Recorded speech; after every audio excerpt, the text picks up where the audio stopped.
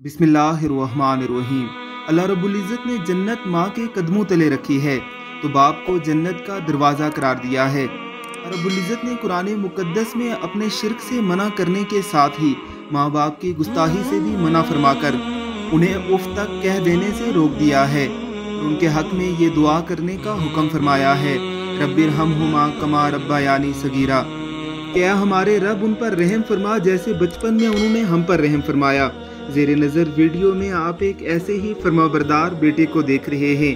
बाप को तवाफ़ करवाते हुए ये बेटा अपने जिस्म के साथ उनकी व्हील चेयर बांध कर खींच रहा है।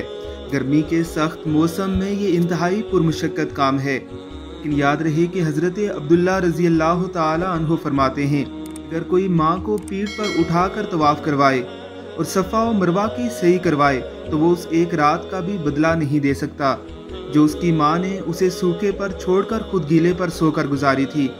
अल्लाह रब्बुल इज़्ज़त की ज़ात हमें वालिदैन की कदर करने की तौफीक अता फरमाए।